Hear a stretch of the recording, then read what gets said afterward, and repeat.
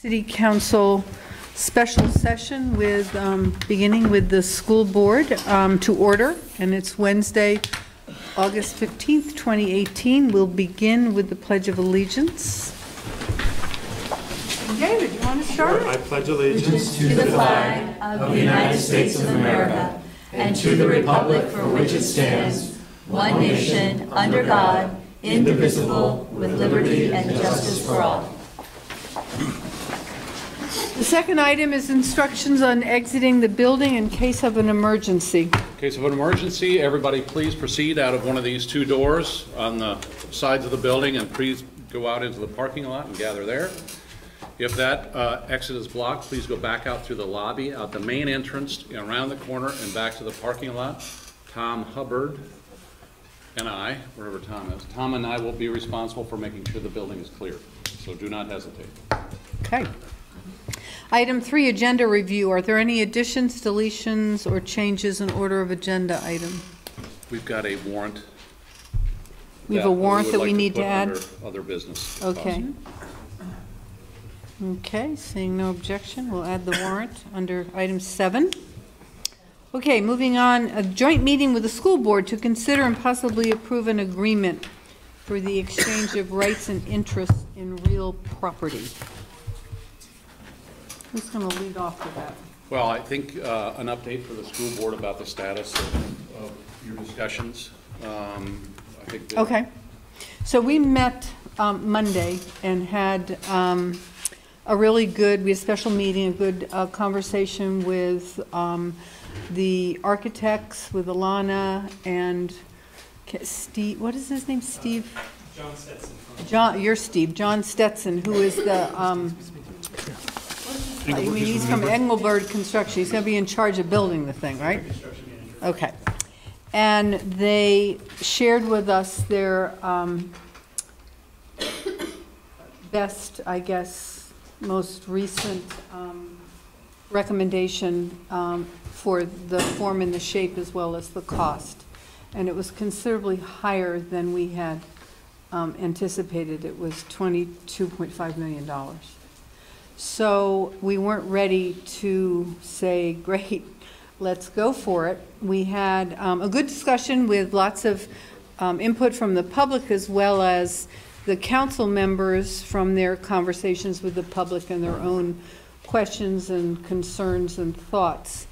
And we asked them to sharpen their pencils. They went through a series of items that we could consider to cut that would skinny down the price, but even some of those were hard for the council to say, oh, that's a great idea to not have a skylight, or we managed to agree on a few of them, but not all of them. And I think they totaled like $800,000 to $1 million.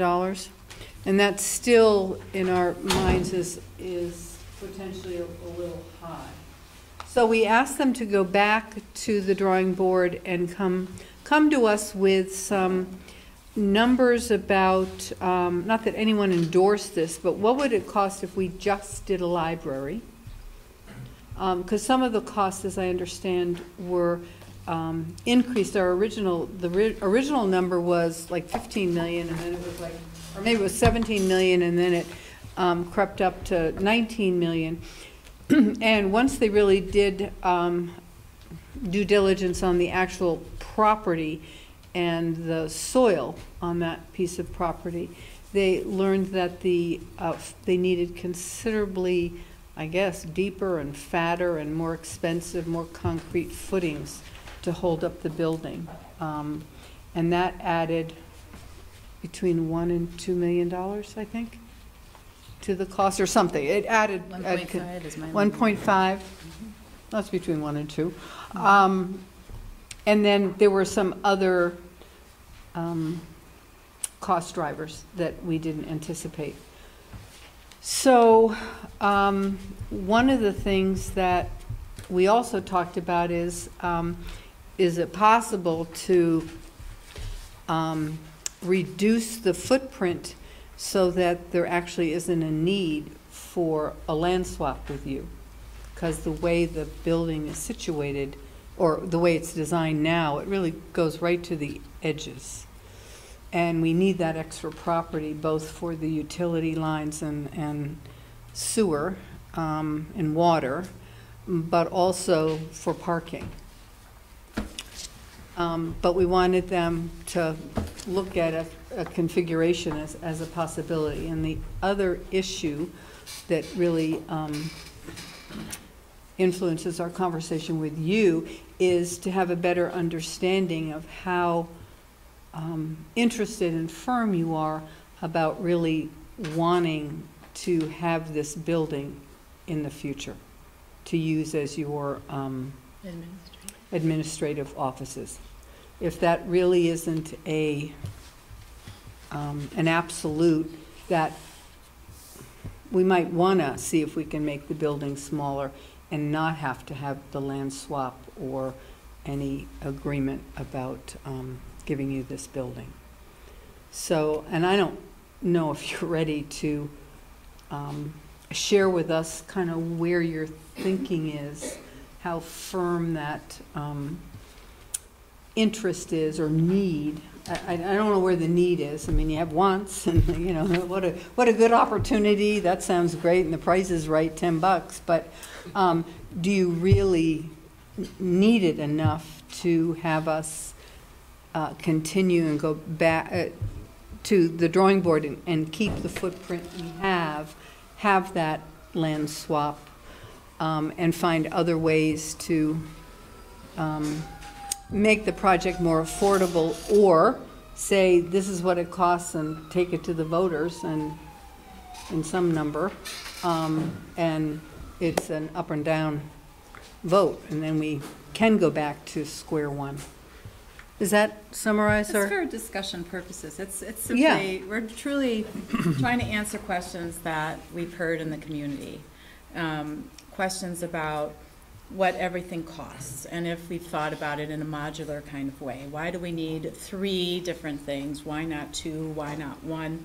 And so that's what led to just the discussion of, well, if we do that, we have this MOU, and then we need this building, and so it's really just to see what options, you know, we have before us. Without us, we haven't wedded to any option. Right. We just simply wanted to, I think, also just remembering what my colleague Councilor Chipman, and he can certainly speak for himself, but he just to present a case to the community.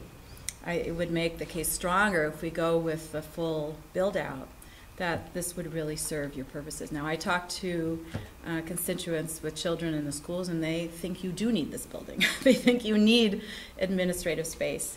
So, but some people might not feel that way if they don't have schools and their children. So I think it's children in the schools. Children in the schools, right? Yeah. And so it's just having you articulate that. Right. Am I?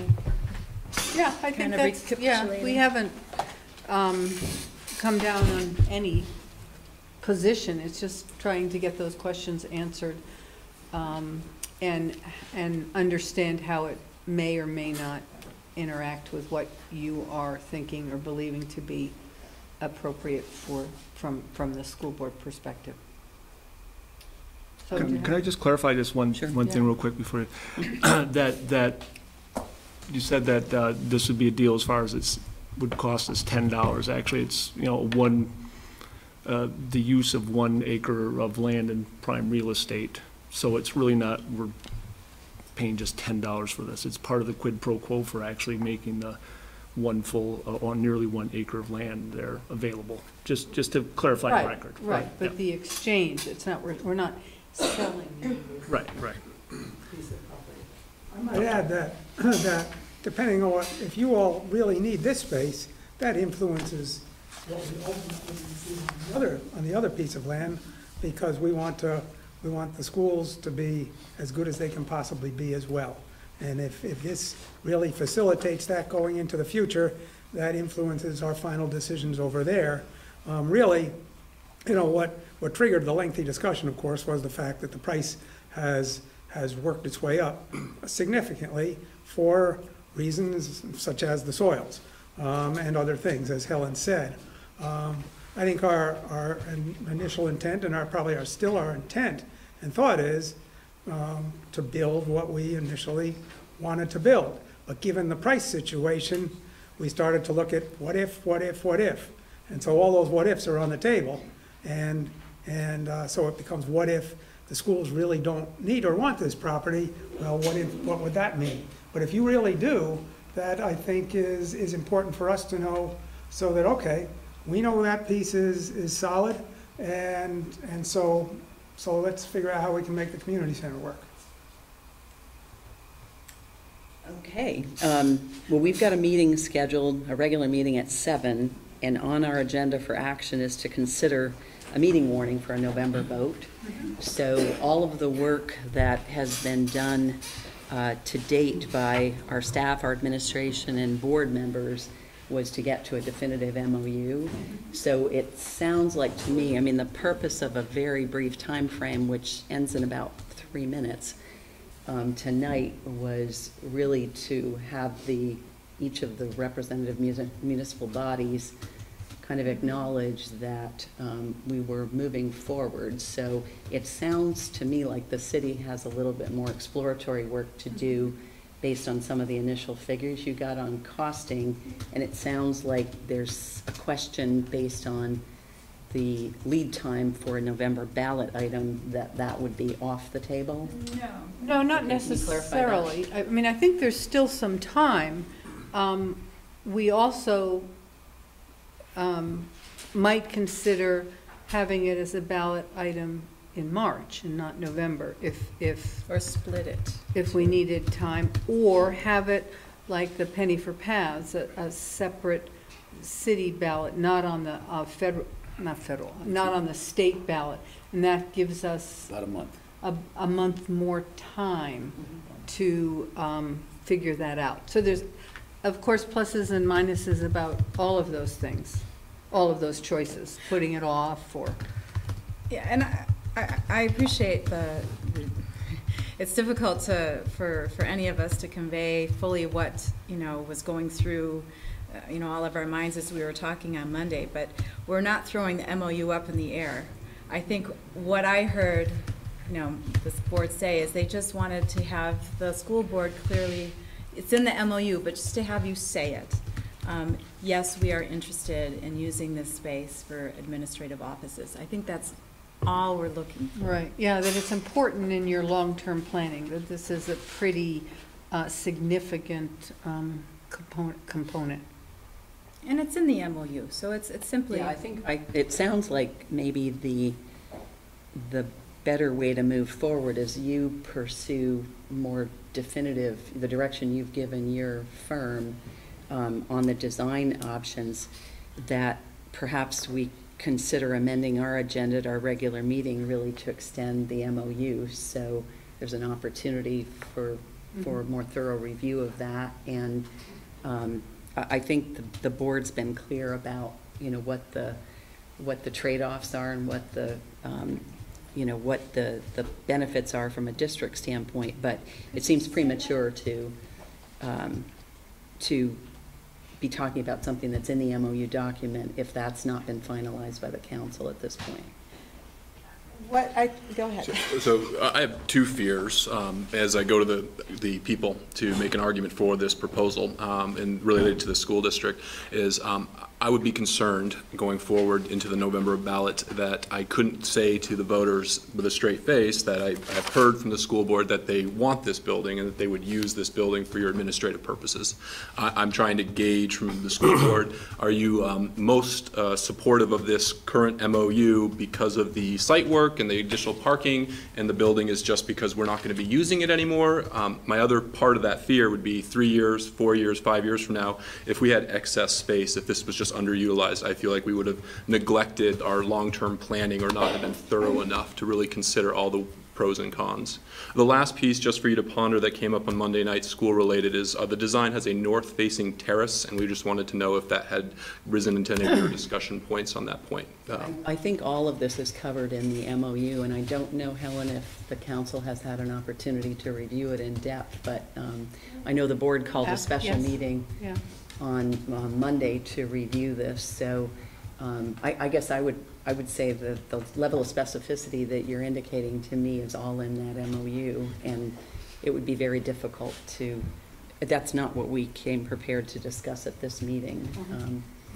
So I would just recommend reviewing that. If you have any additional questions, I'd point you toward David or Helen to myself, and we can certainly expand on that. Well, I think as Megan said, we're not, I mean, I think we understand the MOU, and I think we weren't certain how committed you were to that. If it really was an important part of your long-term strategy to have this Speak space. to that for a second. I mean, as Elizabeth said, I mean, we put a fair amount of work, and we've had significant amount of conversation about the benefit that this would be. And I think it is articulated in the MOU, and it's not been something that the board has entered into without due diligence. Right. And so for us, obviously we wouldn't be here if it wasn't, we wouldn't be at this place tonight with the way it was warned if the board was not in favor of. So your answer is yes, you're really supportive of that. That's right. Now, I wishing think to do that. in support of the board as we move forward, I mean, we also have a very active master planning and visioning process that's going, and so I think we're both kind of watching and working collaboratively as we move forward with master planning, recognizing the areas that are discrepant in our district, whether it's our high school facility, our middle school facility, et cetera, and how that all fits in, while at the same time you guys are moving forward. Again, this, to be clear, this was a lot of work done by the board to get to where we are, with a lot of conversation, which currently has been supported. Yes, well, that's helpful. Yeah. I think. Well, I think that's what we're going for, and that our challenge as a city council to include what we feel it needs to include, so that the residents of South Burlington will say, yeah, this is a great idea. And if anything over the next few weeks pops up that says this really is going to be a major problem, well, then we let you know as soon as we know. But I'm guessing we're not going to discover that. This is my personal opinion. I think we're going to go forward and find a way to make the building affordable, and based on land use as you all have articulated in the MOU, which I think is quite clear. And Does that make some? And I would say more than affordable. I think our job is to advocate for this ballot item, right? And we're faced with lots of questions, and so we need just to have it on the record, and not only in a written MOU, but also in front of the camera and in front of the press, just that verbal support, and we can take that back to the voters in our job as advocates for any ballot item, and really say yes, it's been said in a public forum, and because let's say we go ahead with the $22 million, that's going to be something that we're going to have to work very hard to convey to voters why this is important. And one of the pieces of that is the schools, and we want this building to be something that the voters can say, that makes sense for this building to be used for the administrative offices for the school. So I mean, but I just want to make clear that the use of this property is part of the quid pro quo. It's part of the exchange for the approximate 1 acre. If you decline and said, well, we don't need that 1 acre, that's a different story. Do we really need this bad that we really want to have the exchange of the 1 acre? I don't know if that is balancing. This is to balance what the benefits are. If you didn't need that land, if you reduced the size of this so that you didn't need that land, that's a different question. That's a different question. I don't think we're answering that. We want to have you take that land so we can have this building. That's, it's you want that land, and in exchange, to balance this, to get the quid pro quo, will take the building. And that is different. Maybe it's subtle, but I think that's Well, fairly and different. I'd also say, I mean, we have not had a discussion in public about the terms of the MOU. Right. On either side, so, already, David and Kevin can communicate a revised time frame, and we can discuss whether or not we can amend this agenda item to include an extension of the action on the MOU and any kind of warning. Obviously, it wouldn't be a warning until we hear definitively what ballot or what time frame the council's looking at. So we can have that discussion in a regular meeting, but I think the public. Maybe we should just go forward with the MOU. I think so. That's not what we were wouldn't asking for. I think we just wanted to have a public statement that you were in support of the MOU. Yeah, the only thing I would say, I mean, it's like with anything, I mean, we're here, the board has been here to, essentially it was warned for an action. Right. That said, I think we're understanding that you're in need of time based on the pricing, and recalibrating perhaps. What I would say is, certainly we remain interested, but what I would say, time brings about other factors too. So if we were to say we're gonna delay this, I know this isn't the case, but we're gonna delay it for 6 months. It would be very different to us because again, we have a lot Of the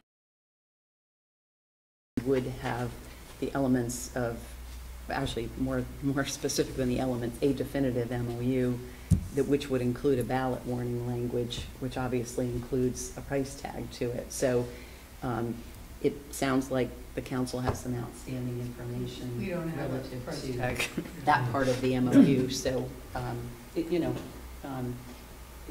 I think there's certainly a willingness to extend the time frame to approve an MOU, and we can have that discussion. I don't know that that's what we're asking for. But if you guys don't know. Well, but we if have- we we want the have to land, how have a can we number on the sign an on the MOU? ballot. Yeah. Yeah, so there's no way we can sign an MOU until at least the footprint of the building is And- determined. I mean, yeah. Yeah, we're and not I'm there. not sure that's what we had warned to discuss this evening in the first place. I guess what I'm hearing is you need more information as a council. We're getting it We need tonight. more information in order to land on the final figure that is required on the ballot, which is part of the MOU. So yeah. And my question would be to follow up on Martin's hypothetical. If we went with a smaller footprint and didn't need the acre of land, what does that look like for the school district? Does that translate to you spending X number of thousands of dollars for new administrative space over the next short-term horizon, thus a stronger argument to the voters that this is the right path? That's what I'm looking for, both me as a voter and me as a city councilor, to make sure that this truly makes sense for a new city hall right in front of your elementary school. And that hasn't been the question that's been in front of That's not the us, so. question. Yeah.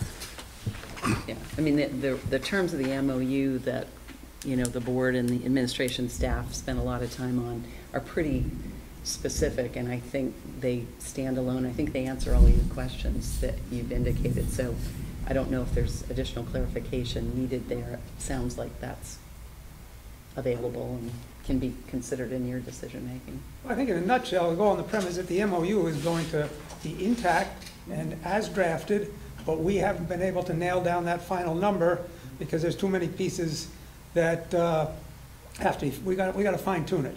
You don't rush into a $22.5 million building until we figure out what that final figure is going to be, and there's some things we can take out and some things we can change. I would hope we can go forward close to as planned, just with some modifications to the design and content. But from my perspective, I can't speak for all of us, but I hope maybe I am, is that our intent is that MOU is great, and that's what we're going forward with. We got to nail down a price, and then we can go forward. And as somebody said, we've got, if we split the ballot into a local ballot, we've got ourselves a few more weeks. The worst case scenario, we don't vote until March, and I think, Kevin, you said the worst case is that pushes groundbreaking back a few months, and in the grand scheme of things, that doesn't matter a bit. So we've got time to figure this number out, but if we're spending $22.5 million or something less than that for a building that's going to last 100 years, we darn well got to get it right. And so it's going to take us a little longer to do that, but in my mind, I have every belief that MOU is absolutely going to be intact. we've got a special, or executive session that needs Okay. to start. So, yes, we'll move on to the next. I don't know if we need to adjourn, because it was Or just. the Yeah, joint the meeting. joint meeting part, yeah. And so you'll consider extending the date, We have to verify we can amend the agenda to. yeah. Thank you, David. Thank you, David. Thank you very much. Yep, thank you all. Thank you. Price isn't in the MOU. The bond number is, though, Sorry? the bond I number think so. I think in the MOU, isn't it? For the, yeah, I thought the cost for the whole project was in. no. Okay. I don't know why we didn't agree. What's that? Well, I think Elizabeth thought that we needed the final number for the, no. I kept saying. Well, we it, need but- the final number for the ballot. Right, but We not do. for the MOU. But she didn't want to, I don't think she wanted to approve the MOU unless there was a final number on the ballot. That's okay if they don't want to do that. We don't want to put an MOU on that we don't both agree on. So if we come up with some change, I mean, they could pass the MOU, you could word the MOU so, do we authorize, right? Which means you may or may not execute, right? But it You're doesn't asking- have a dollar figure. That's right. No, I know, but still, there are terms of the MOU which specify amounts of land and things like that, right? And the quid pro quo for this place. So my point is that if the MOU is written today, it goes on the ballot in November, and it's approved, but in the meantime, we decide something different, you may have to go through and pass a whole new MOU. That's a possibility. We're not gonna let that happen, though. Well, we don't know what's gonna happen, do we? Well, we're gonna hopefully, in the next few weeks, either finalize a number, or we're gonna push the vote off to March, which gives us several more months to pick that number. And that MOU can stay, right?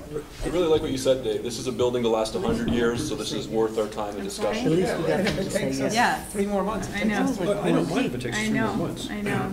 I just, I think that's all we if needed they, to hear.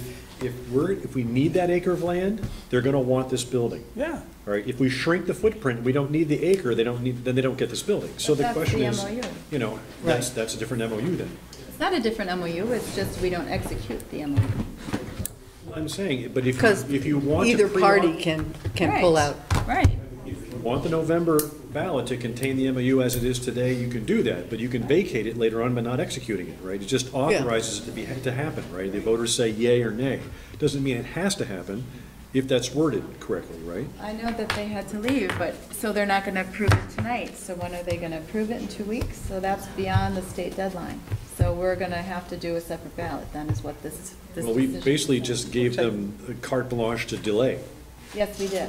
I mean, And I not, don't quite not, know why I we mean, did that. not, I was trying to send them the message at the end that we saw that MOU was remaining intact. So did I agreed with you. Yeah. So Yeah. hopefully that's, if they want to push it off a couple of weeks, and if we come up with a number, fine. If we don't come up with a number in a few weeks, because there's still too many decisions to make, then it takes longer. I mean, I think, As I said, we're not building a $22.5 million building in a hurry. Well, they did We go gotta get it on right. record as saying, yes, we really, Yeah. it is quid pro quo, right, but they did say they really wanted this space. right. So I think we can, I heard them say they want this space for the use of the acre of land.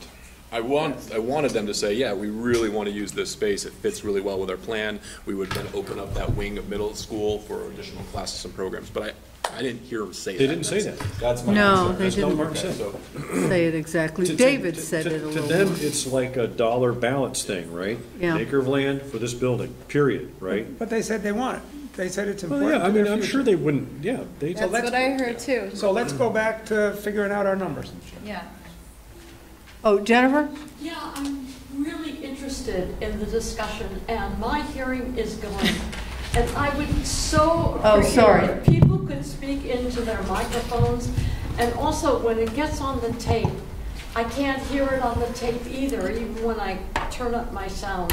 So, and Megan, especially because your voice is not like mine. It doesn't, I mean, I can do a study hall of 100 kids and people can hear me, but I'd really appreciate it. Point well taken, Because thank you. I'm really interested.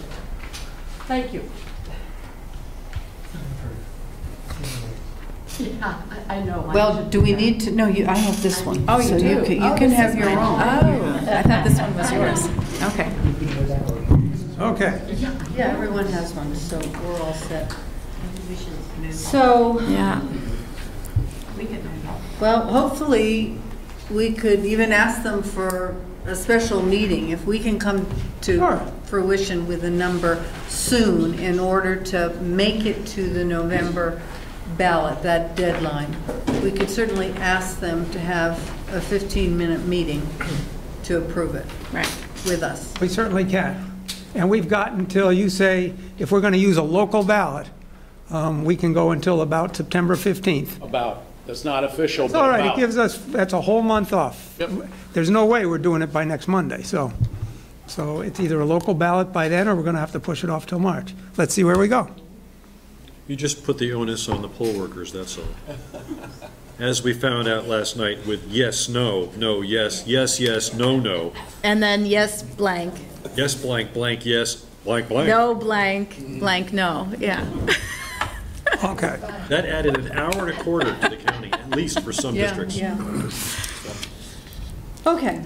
So But it let's passed. move on But it passed. to item 5, which is comments and questions from the public not related to the agenda. Are there any comments or questions? All right, we'll move on to 6. And this is our working session on the public facilities and city center. This is just picking up where we left off, right? Yes. And do we have some more information, Alana? We do. Do you have to set up a machine? I don't, but I do have a handout. Okay. I have a handout, for the record, Alana Blanchard, but I did discover one typo on it. Hopefully there aren't too many more. But I corrected that one on half of these, and I'll give them to you. Is it a number? Is it a 0? If it's an of or a 2, it's no big deal. All right, thank you. It was a number. It was. Thank you.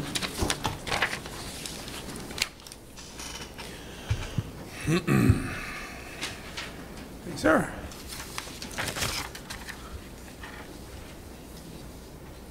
Or Tim, Kevin?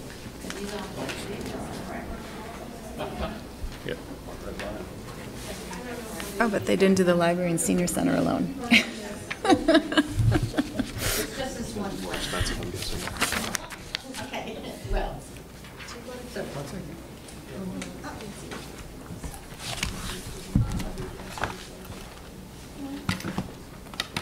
Second column. No, that includes everything. That's the library, senior center, and city hall. Well, there's no point in having a library senior center alone when the library alone is 19 million. The bottom line, it's a very expensive piece of land to build on. Right. Okay, do you want to Sure. take us through these? Yep, As we- so, as well? so since Monday, we've had a few conversations, and we've looked at the numbers, and we've gotten more information. For example, the Library Board of Trustees confirmed that the Blanchette Fund has $428,000 instead of $350,000. So we plugged that number in, which reduces the debt as any capital campaign would reduce the debt at the time that we take the debt, that the city elects to take the debt. I went back and looked at the numbers for the roadway, and so I moved some of the costs associated with the roadway that are on the owner's side for the land acquisition into the impact fees, so they're no longer part of the debt. So that got moved out. And when you say, just to clarify, so I Yeah. understand the roadway fees, that is the new road into both the school and the back of the library city hall? Correct. Okay. Yep. So all Yes. that work, and then the stuff in front of the library and Market Street is the Market Street cost, right? That's the Market Street cost, and since that's normally borne by the developer, we would include that within our debt as opposed to the impact fee, as opposed to the street, which is a city center street, and therefore eligible for impact fees. So we're treating those two streets separately. One is, the one on Market Street is within, calculated as being a cost that would be debt funded, and the new street is being calculated as impact fee funded. And just to clarify, all of these numbers are estimates. So they're based on the information that we have now. And so the total estimated cost, it's built out of a series of allowances. Some things are fairly fixed, like fees, land costs. Those are we already have agreements in place that set those costs. We know what the fire permit's going to be, a certain percentage of the total building cost, things like that. But, and, you know, we know right now the design has so many windows and so many doors, and so some things are pretty easy to estimate, and then other things are built out of allowances. So between the first column and the second column and the third column, there's a big difference. The first column is for the library alone, and the second and third are based off of drawings. So the first one is based on taking the estimate from the second and third column, which is for the whole building, and taking all the costs that have been calculated, looking at the costs that belong to the parcel itself versus the school site, looking at costs that belong to the library, looking at shared costs that the library would still have to continue, and having conversations about that to better understand what's shared and what's not. And then adding those all up and you know, applying all the other costs to it. So the second column, which is the library, senior center, city hall, is essentially the same building that we discussed on Monday, minus any deductions that you had consensus on that could be taken. Of that 800,000, approximately 600,000 has been reduced.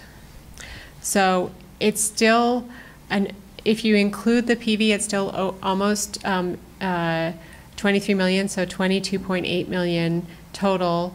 And when I say PV, that means solar. I always have to think about it because I always think in piping first, and then I'm like, no, that's photovoltaics. But for that amount, the total bond debt would be over 21 million, of which the CIP Reserve Fund Finance Bond would be 16.8 million, and the annual CIP bond payment would be 806,000. The last column, we were John Stetson, as well as Steve Roy and several of the architecture team members were working on this. And one of the things that came up is that we are still very, very early in the design process. There are a lot of allowances, there are a lot of unknowns, and there will be, as we get finer grained detail into the mechanicals and so forth, there will be opportunities as we get into finer grain, to cut costs. And generally, they explain the process is you see your costs go up, and then you cut them and make them go down. And they go up and they go down throughout the design process. But we're very early on, so we have a lot of unknowns. So there are few known things that can be cut. And the other element of that is that if, we would discuss those with you, and as we go through them, if you decide, okay, we want to keep that at a certain point, for some buildings, you can leave a certain portion unbuilt. I don't think we would do that, only because I think every part of the building is programmed to be, it seems like there's a demand for every part of the building right away. But the furniture, fixtures, and equipment budget is over $1 million for this building. And so that's a budget where that's a wonderful opportunity for a capital campaign. And it's also a budget that can be added at a later time. It's ordered, it comes, that those funds are needed much later in the project. And for some of the building, some rooms can be furnished at a later date. So the last column really reflects that, and what it includes is a minus 1.2 of the building that you looked at. So that accounts for 800,000 in the cuts that were discussed. Those do not have to be the cuts, that those are just, you know, we know that that much can be taken out. And we estimate that another 600,000 could also be taken out of the budget as the design progresses. So that number, that column reflects that. And then you also asked for, you know, what would it cost to build the library alone? A lot of the costs are in the site and in the fees. And unfortunately,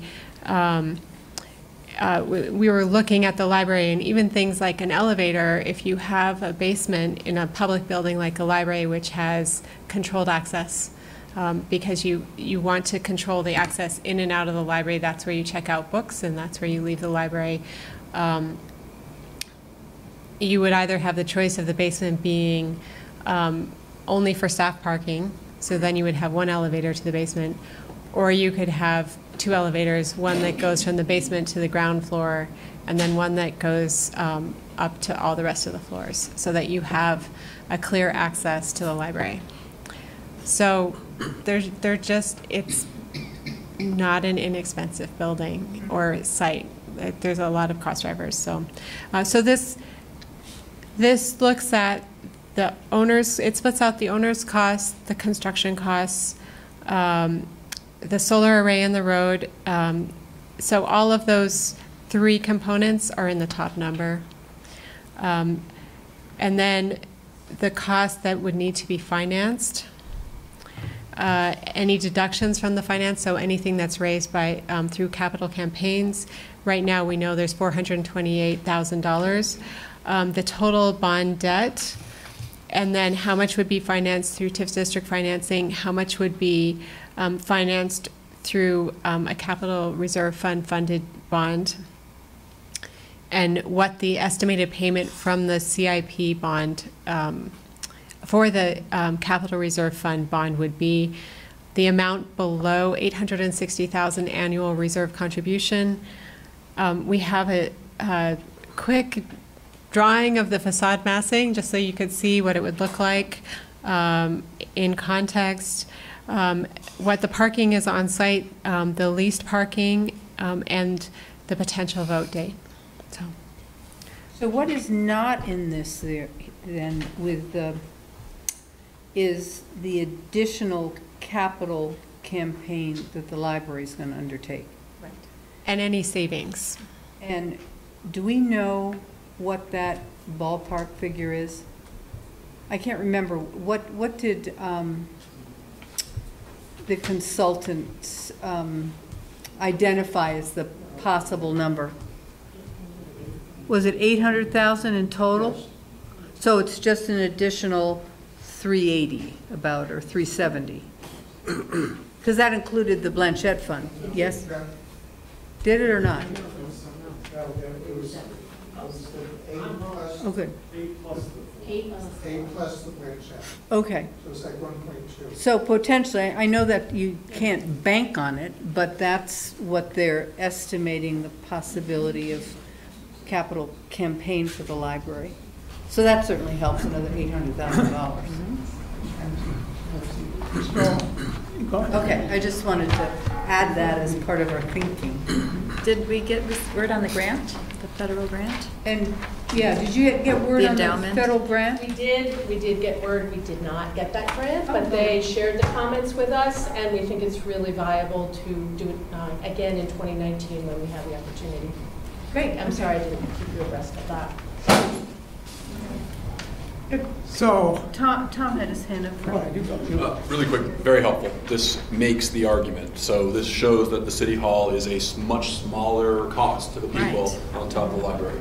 Three questions on this, one really quick, easy one. In column 2 and column 3, the 38 to 40 spaces on site would be on the Rick Marcotte property, is that correct? Correct. Okay. I'd love for you to explain where you came in column 1 from the 11 million to the 13.7, but before there, right off the bat, in column 1, TIF district finance bond, you have 3.3 million. If I do 0.3 or 30% of the 19 million, I'm coming at 5.27 million. Why is that not 5.27 million? Because this number is the maximum that was allowed in the TIF district financing plan, which is the follow-up plan in which VEPC determines the maximum amount that can be used for a project based on the estimated cost. So because our estimated cost in 2015 was lower, although we did include escalations, we did not include sufficient escalations. And so because of that, Can't correct that. we can try. We can certainly try, but this is what we have authority for. It's worth trying. Yeah. It's worth trying, but we wouldn't have a final answer before this needs to be on the ballot. But that could be a windfall later on. It's like, Right. yes. Would they possibly change it after the fact? I would check with them. I think it's worth $2.5 million question. It is. Tom, did you have another question? In that 13, where did you just explain the 11.4 to the 13.7? What was that all about? So the 11.4 million, that's the trade cost. So the construction cost has several components. It's what the construction manager will bid out different packages for the project. So that's their estimate of the trade costs, and then they have their own costs on top of that. So they have a supervisor that's on site. They have people coming in and doing surveys and making sure everything's in the right place. They have their safety inspector. They have, their profit. They have all the people who make sure everything happens on time and on schedule, and is ordering supplies when they're supposed to be, and arriving at the site when they're supposed to be, and wearing their hard hats. And It's also insurance. that's a big part of it. Yeah. And that's bonds. a big part of it. Bonds. There's another large Insurance, aspect of it. bonds. Contingency. That's where all the contingency is as well. So there's several little items that aren't related necessarily to the actual physical cost of the building that are related, and that's where those are. And you had identified the contingency at about $1 million? Seven. Or 7? It's 1.5, right? It's so they have approximately 5% in theirs, and so they have a contingency for design. Actually, they have 7% because they have two, one for them and one for the design, and then we have one for during construction. Is that it for you, Tom? Yeah. Okay. David? Well, I think, first of all, echoing Tom, in 48 hours, you've painted a very clear picture of where we're probably at. I think that's great, and thank you. So column 2 reflects that number 22.8. It reflects after we took out 2 fireplaces, a generator, left in a skylight, et cetera, right? Yes. All right. I just wanted to be clear on that. And then the 21.8 or 21.9 is saying, well, the design has quite a ways to go, and we're probably going to be able to take some more out as we do that. And that might leave us with 21.9. But then if the library, or call it 21.8, then if the library raises 800, then we're down to maybe 21. And if we don't use all the contingencies, we could be between 20 and 21 as a realistic number. I think it's important that we get to a number that we're comfortable with and that you're comfortable with, because we don't want to go out with a number that you say, I'm not sure we can. We want one number that you say, we're pretty comfortable with that. Yeah. But the way I see it, we have to make a final decision. Library, senior center, city hall. If that's what we're building, then we're looking at numbers of 21.9. It's going to get fine-tuned as the design proceeds, and hopefully in the next few weeks, some of that can be fine-tuned fairly readily so that we'll know. Is that true? We have been working on developing detail. So in this estimate, it's a schematic estimate. There's very few physical construction details that they're working with. So our teams have been working to develop those details for September 5th. At that point, a new estimate will be developed. So 3 weeks after that point, there should be an updated number based on more physical. 3 weeks after September 5th? Yes. So that makes it difficult for us to make the November ballot at all.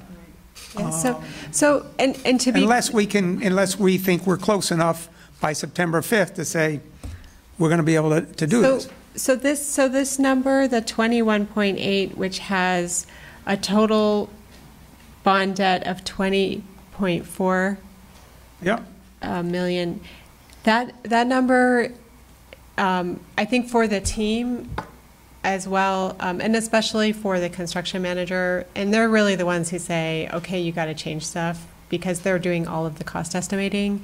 It's helpful to have a solid target number. Because we can be taking out this or take out that or take out this, but when you have a number like that, then it's easier to make those choices, those really tough choices, like, okay, we're not going to have a green roof, or, we're not going to have this. But all of getting to that number is probably going to be throughout the design process. It's probably not going to happen in the next month. So we'll probably take another 300 off. There are going to be and one of the reasons that I put in a range of parking is because we have some decisions about how we do the site plan for the school.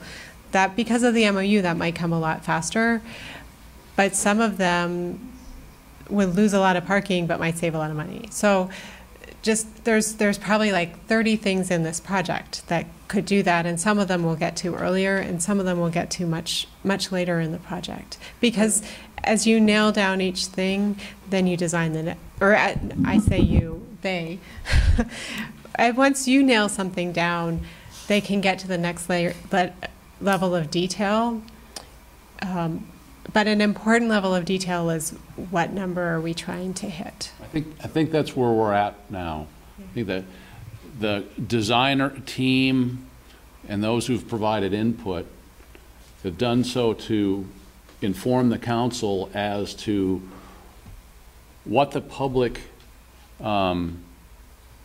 desires in a building. And now you're confronted with having to deal with the cost issue. I think the time is now to merge the two matters and have the council discuss a not to exceed number. Then they can design to that. Or a not to proceed vote, period. There are those two possibilities, a not to exceed number or a not to proceed at all with this plan at all. Well, yes, I mean. That's also on the table. It has to be on the table, right? Sure. Okay. But for them to be able to move forward constructively, they now need to pretty much know that number and have the other discussion as well. Or we have to pull the plug entirely, one or the other, right? Okay. So. Is there the option C, though, the library? No, the option there is either proceed with one number or two numbers, or pull the plug. That's my opinion right now. I'd just like to ask a question of the five of us. Library, senior center, city hall. We need to agree that that's what we're looking at. And then I think we know enough this evening to give you folks a target. I mean, in my mind, I'll just say what I'm thinking. I'm seeing 21,872. If the library raises 8, that magic number is probably 21, and say, okay, hit 21. If you can do better, and don't do any worse than that. And that, in my mind, 21, based on what I've heard so far, is an acceptable number if we're building a library, senior center at City Hall. And from my perspective, that's what we've been talking about all along. It doesn't make any sense to build just a library, so let's do it. That's me. So I'm following you up to the 21, because I want to know what the 1.2 takes out.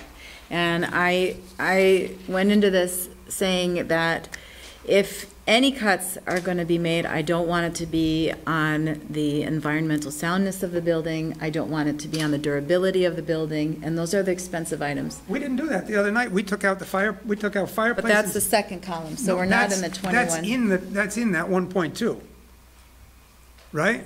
That's part of the 1.2. What are you talking about? Didn't you say that? No, the middle column is what we came to Monday night.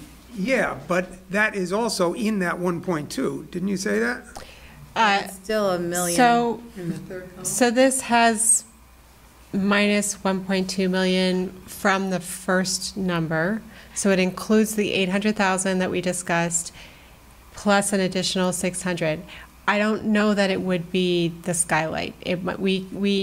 As we know more about the building, we'll have more options for ways to cut costs. So column 3 is an additional 600. 600,000. So it's the Yeah, ones not we agreed 1.2. to, which are in Right. this column, But and then an additional. So I is need it- to know what that, Right. what Those that additional extra 600, because Okay. I'm Right. not willing to And take away and- some things. Right, and I think that as we come to those, I think we know from that first 800 what you're thinking, so I think we know that there's 200 of that you would say, no, you don't want to see cut, but so that means that we're looking for an additional 800. Which is a hefty number.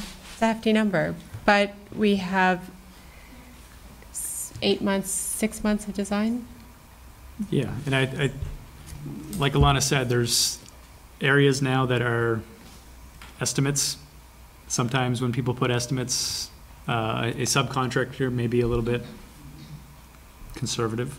So we feel there's perhaps a little bit of conservatism in some of the numbers. Things that are flexible are how much furniture gets purchased. So there's a number in there right now that buys all the furniture for the entire building.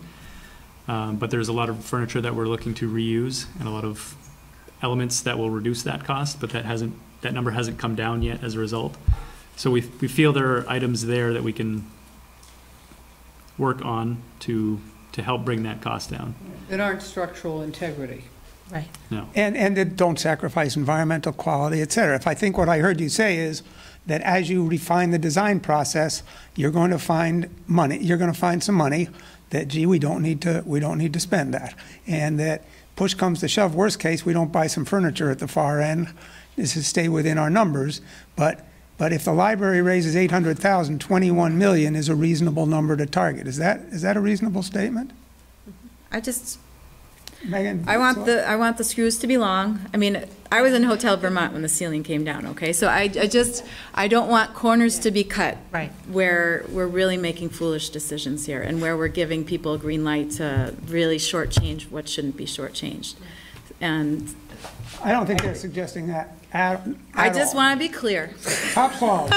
Safety first. This has got to, I said when the school board, this is a 100-year building. We're not cutting any corners. But estimators estimate typically higher than it will be when you really refine it. If they're a good estimator. If they're what? If they're a good estimator, Yeah. they do. And so I just see 21 million as a pretty good target, and you all seem comfortable with that. If the library raises 800. I think if it's a matter of can we get there or not, I feel that there's a way we can get there. So I would suggest that we give them the go-ahead to target 21 million and see what refinements come in over the next few weeks and see exactly if we can be more specific on what got us to the 21 million, and then see if we're ready to go with that number. And if we think we are, then we let the school board know and we go for it. And if we're still uncomfortable, then we're not going to make the November ballot, and so be it. Does that? I have one thing to add to that. It's relating to the purchase and sale contract, but it might be more appropriate in an executive session Okay. that I would like to know in concert with what you just outlined. Did what I just outlined make sense to you? Yes. Yeah, it does to me. I have a question on the parking spaces, and I know that's related to the form-based code, correct? What The question? required parking spaces on site? That number was Required by our generated. zoning. Yeah. Is there any way to exempt a public building that, I mean, are there, is there a way to, I don't know what the costs of those are. Right. But that's They're all on the expensive. school property, or a lot of it is. And if you just don't build as many parking spaces over there, but they're there to use, they're public. I think all of the spaces that are on this site, that if we can get the maximum amount of spaces, I believe that they will be used pretty heavily, especially given the public input we've received to date. it would be great not to have to lease any spaces. The zoning ordinance does require us to lease spaces. We're able to reduce the full number by 25% through installing bicycle racks, which is great. And there are exemptions for other things, but we don't qualify for them the way they're written today. So, and we'll keep looking at that. I just wanted to clarify the estimated cost, if it would, because I know, David, you were saying the 21 million in the hopes that the library would raise the 800,000, but wouldn't we have to go to the voters with the 21.8 million as the number, recognizing that we will do our best to raise those? Well, I'm serious. But even no, if I that's think what we we're have to go with the whole number. Yeah. But Not to exceed. but not to exceed this number, but the conversation with the public is, these are the funding pieces, and our anticipation is, or they have great confidence in being able to raise $800,000, and so the actual bonded debt gets reduced. Thank you for clarifying. I just want to say I am very much on the fence on this City Hall thing, and to Tim's previous points about pulling the plug, I'm not ready to say that that's an option I want to explore. I just would love to press a little bit harder to get a library. I mean, I campaigned saying, and I really truly feel we need a library. It's owed to this community as an anchor. So I want to explore, I don't know how much time we have, that single library option. And as much as these numbers help make the case for the City Hall, I'm wondering about the 2.5 million, because you asked for a number, and in my mind, my number is a $10 million debt load to the people for a new library with TIF covering the rest. That's what I thought would fit on this spot. But I could be sold on the City Hall. I'm not quite there yet. I want to talk about that in executive session, and I'll be honest, the one other thing, let me keep chatting. The one other thing that's really pressing on me, what I'm most concerned about this, and I'm a transparent guy, I'm concerned that if we go into debt for $22.5 million, we're never going to get a pool in South Burlington, because the money's not going to be there. And I see a library with no City Hall at the $10 million range, and we could be, then, a year from now, 2 years from now, talking about a pool at J.C. Park. That's what's on my mind. You love that pool idea, huh? I do. I want a pool, but that's where I'm coming from. Pools are nothing but trouble. I know. Jeez, I'm not building a pool. Chlorine, the bath facility. Other towns do it. And some of them say. It's usable 3 months a year. Unless it's indoors. Oh, that would be indoors. What you need is a retractable cover underneath the bubble that has a playing field. And a few million. Well, You guys are funny. Again, I'm not ready to pull the plug. Okay. I'm just still needing a few more pieces of information. So it sounds like we need some discussion in executive session on this Library Senior Center City Hall. Are there any other comments about that piece, or any comments from the public? Yes. I'm Mark Cole. I guess hopefully you guys remember I'm one of the library board members, and I'm on the design committee. I guess I tend to wear a lot of hats on our board. When the conversation about the amount of money that the library is at least anticipating raising, we need to understand, or you guys need to understand, what that means exactly. The 800,000 estimate that we've provided to you was the amount of money that the consultant that we hired anticipated that we could raise locally from sources within Vermont. What she was not retained to do, and what she has yet to provide any input on, and I don't know if she will, is the amount of money that the library can raise through other sources. And you started to talk about this grant that the library applied for that was denied. One of the things that the body that the grant was, the application was sent to, said to us was, why haven't you sought money from private sources, from private foundations? So I spent a little time, and if you wouldn't mind, I'd just like to hand this out to you guys.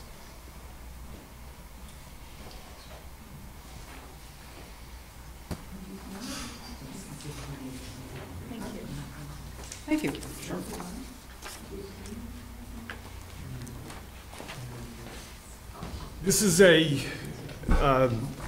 actually just a small piece of a chart that one of the national library organizations put together that identifies grants that have been made to, these are nothing but libraries around the country. The number of grants, the total dollar amount that have been provided, and as you can see over the course of the last 11 or 12 years, the grants have totaled somewhere in the neighborhood of $3.7 billion. A lot of these you'll see are multi-source grants, but some of them are single-source grants. And some of these, even these single-source grants, are in the hundreds of millions of dollars. We have not even cracked the surface of this yet. Part of the reason that we haven't been able to proceed with this is because we haven't had a design to provide to whoever it is that we would be asking to make grants. The good news is we've got someone on our board who does grant writing for a living. And I guess we've got somebody, I think Stacy's involved in grant writing. I spoke to, it was Margaret Ann Cross, who used to be our chair.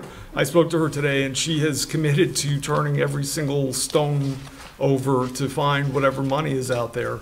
And as you can see, at least based on what has happened historically, there's quite a bit of money out there. So obviously we can't make any promises in terms of what we would be able to raise from these sources, but we have yet to even broach this.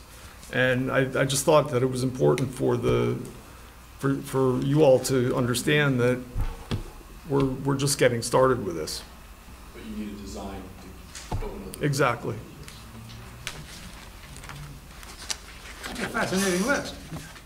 I mean, I look at somebody like Sports Heroes and Humanitarians Museum of Pittsburgh. One person must have had a passion for that because they put in $6 million. The money's out there. Money's out there. We just have to go get it. And as far as this building and whether to build just a library or build a city hall with a library, I've been at this for 4 years now. I guess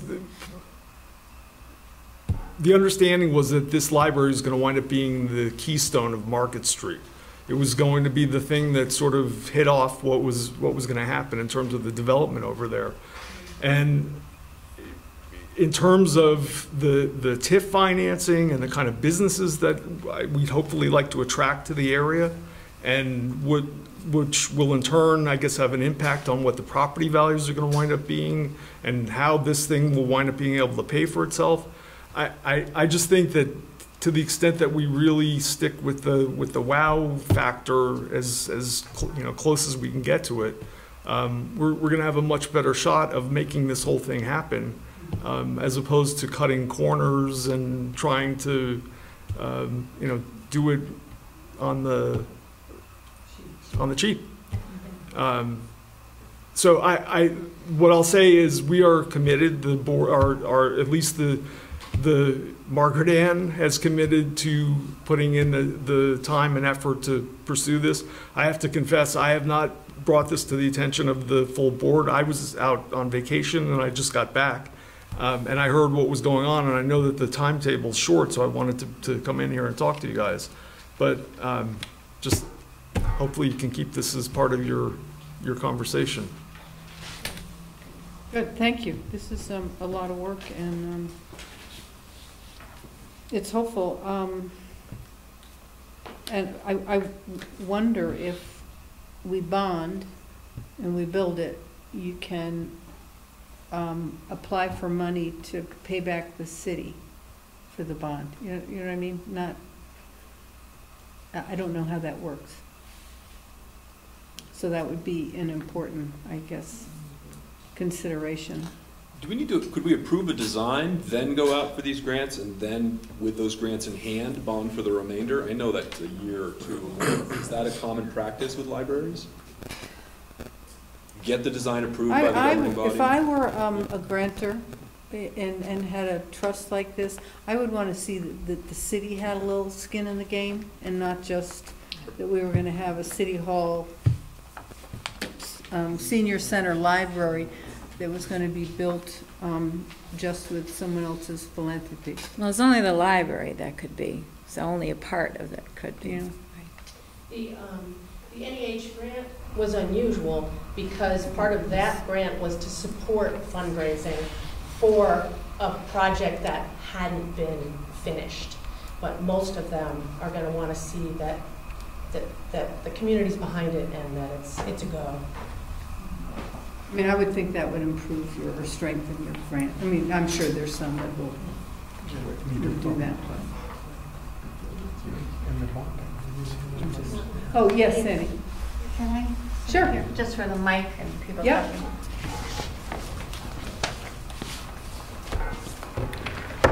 I just wanted to make a second pitch for the city hall. And I also wanted to clarify, did the library include the auditorium? Yes. Okay. Because I think it's equally as great a magnet for a city center as a library.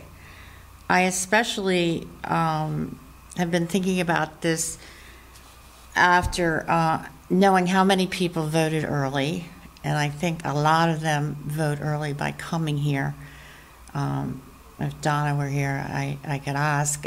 In fact, I would predict more than a majority as opposed to the mail business. And then I looked at the city clerk's page on the website. And so they're in charge of land records. That brings a fair amount of people, not just in residents. Elections and voting, marriage licenses, dog and cat licenses, vital records, public street use permits, where you come and apply and get them, entertainment permits, and you have to get the application from someplace else, but liquor and tobacco licenses. And also you can come in and pay your real estate taxes. I think a lot of people do that. DMV temporary registration, and I know this personally, Green Mountain passport. It's $2 a piece. If you, I forget how old you are, but it gets you in all state parks free, and parking down on the waterfront free also. And one thing I'd learned is they'll do free notary services at the city clerk's office for no more than 3 signatures at a time. But that's a fabulous service that I didn't know about. So anyway, I really think that, and that doesn't consider the people that I want to say Ray Belair, but has Ray actually left? Not completely. Not completely. Anyway. The planning and zoning office gets people. And I just think, and I still say there's a lot of synergy, but I just think all of and they're not all the same people that are coming in for the city hall functions and the library functions, or coming in at the same time.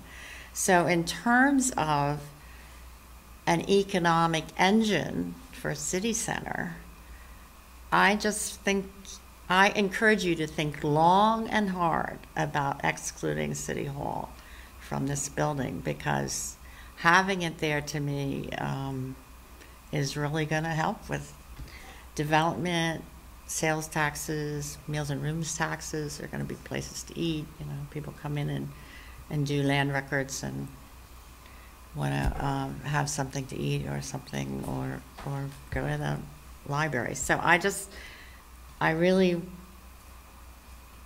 ask again to, I do not see the library by itself as being nearly as powerful as the library and City Hall.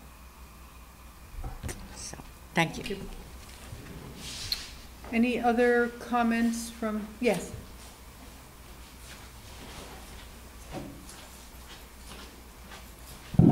Harbor Service. I live at Summer Woods. I'm sorry I missed Monday, but I was out of town. I want to echo what Sandy just said, so I won't go on ad nauseum, but I think that's an important an important comment. It is, relatively speaking, not that much more. And if this is going to be the heart of our city, then I think that we need to have the city hall. I would repeat again what I said when I was here a couple of weeks ago. I haven't discussed this with our friends in Recreation and Parks, but I'm wondering based on the description that I've heard in this room, if we need to call that space something other than the senior center, or it needs to have something that says it's going to have a bigger use. I had a great discussion with Karen in the parking lot about senior centers and her image of that, and it sort of helped me to reshape my concept of what this might look like. But I do think it's going to have broader use than just a senior center, and until the public gets educated the way Karen educated me, I'm not sure that they will embrace that concept.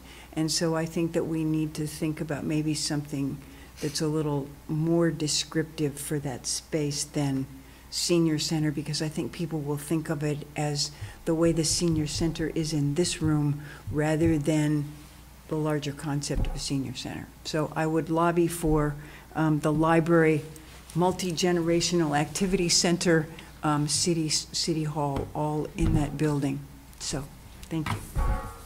I think at one point, Barb, we were calling it the community center, which has certainly a broader context. Something that embraces that it is going to be a place where lots of us can hang out and do wonderful things. I think we had said several meetings back that we weren't going to call it a senior center. We'd come up with another terminology for it. That's just what's sitting on the architect's drawing boards, right? Well, let's think about another name. I forgot to mention, this is for the library folks, Folsom Library, or South Hero is in the process of fundraising to build a library.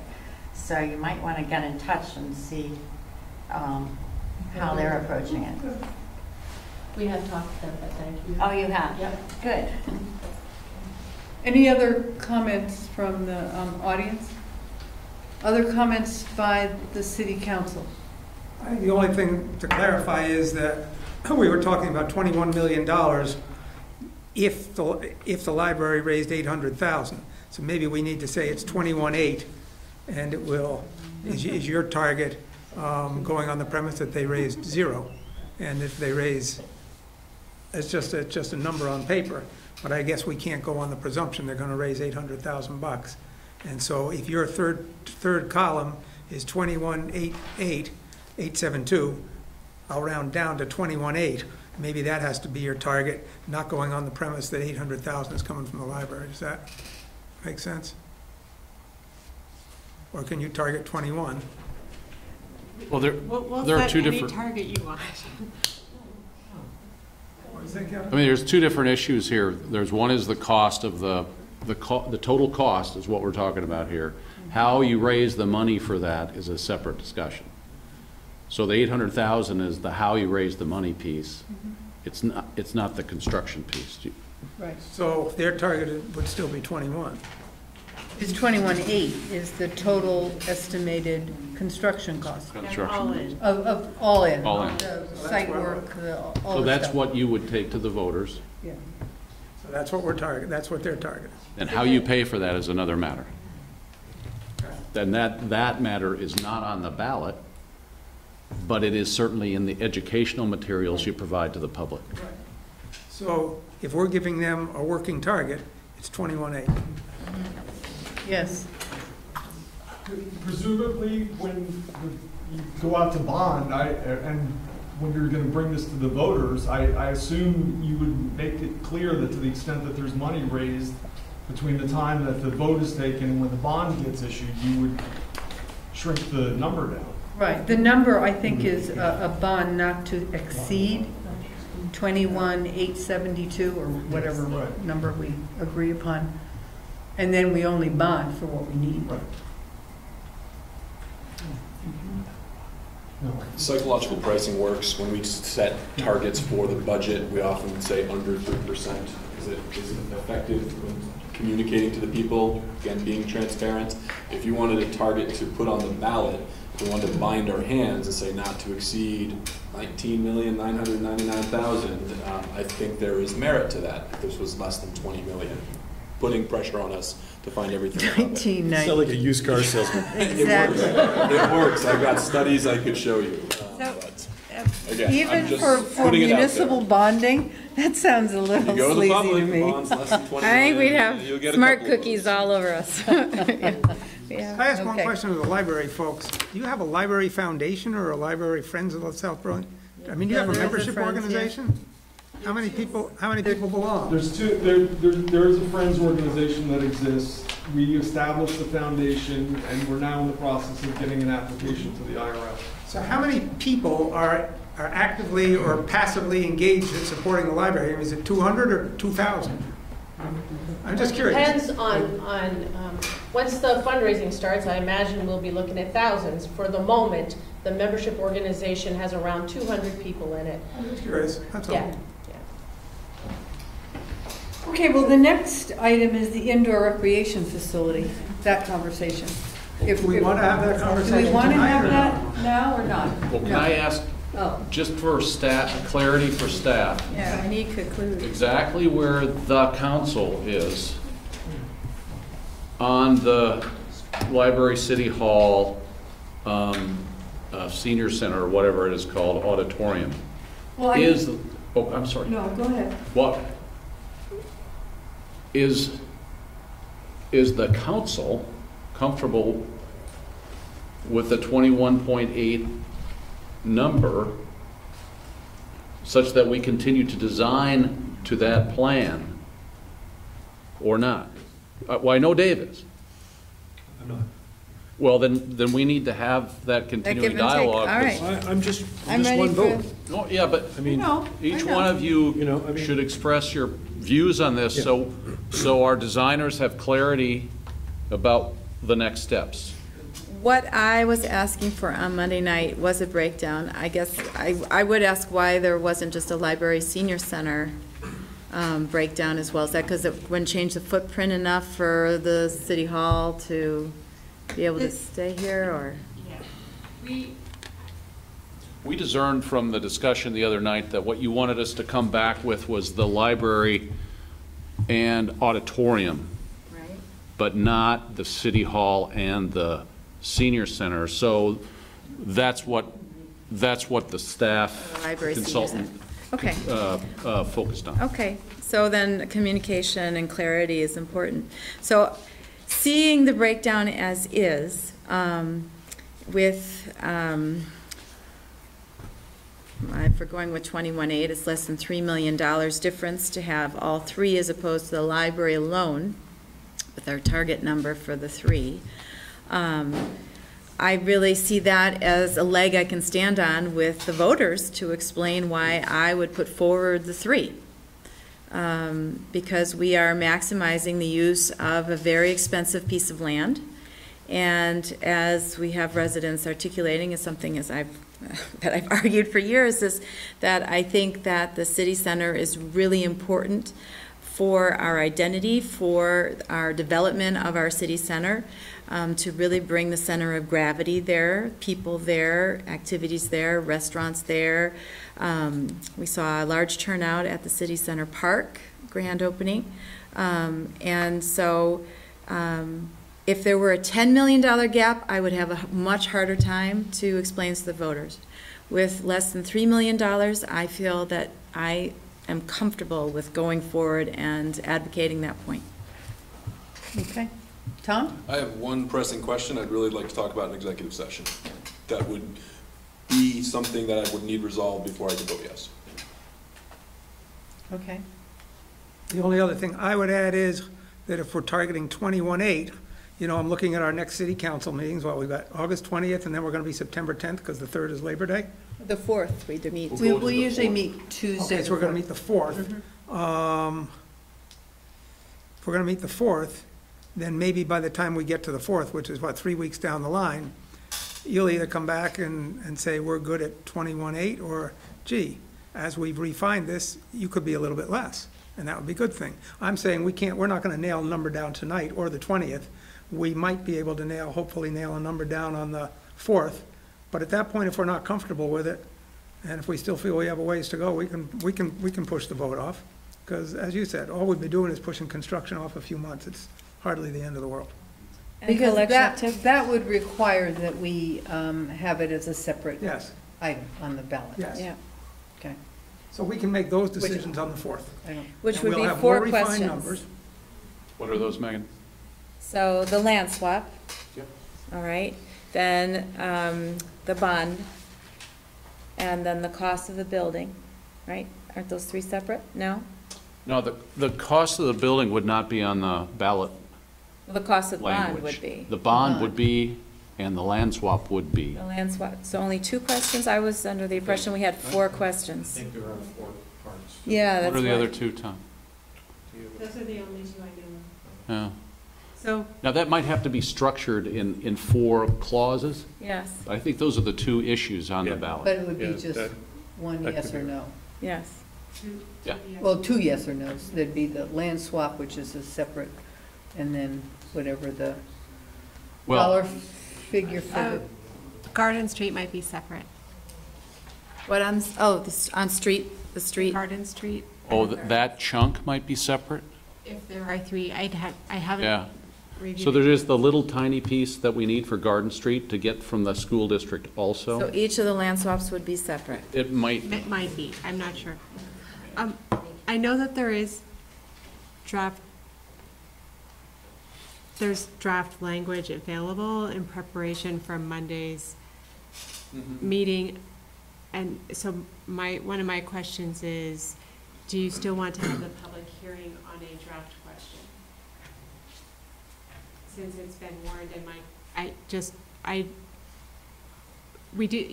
you will need to have a public hearing on the question that's warned, and it takes us approximately 17 days to warn a public hearing. So that's a process question, and we can talk about it, but I'm just raising that. Didn't we do that in the past, where we had to come back to a public hearing for a vote and the number had changed? I remember Yes. that. So we would do that again, if we had to. I mean, I think the important thing is that you have, Having a public hearing is a challenge. that I think the language, and I'm not Andrew, but that the legislation basically requires that the public has an opportunity to comment on the question in a public hearing that's been properly warned, which is that 15 days plus all the time, so. So that almost requires that we have a separate ballot item.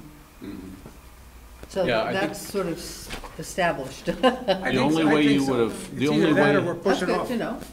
Okay. the only way you would have had it on the state ballot, provided ballot, would have been to agree to this on Monday On Monday. at your meeting. So, We're it- not gonna be able to Can't do that. so you have We the don't other have the option. numbers. And if that doesn't work, then we're pushing it out further, and that's not the end of the world. Minor item. Okay.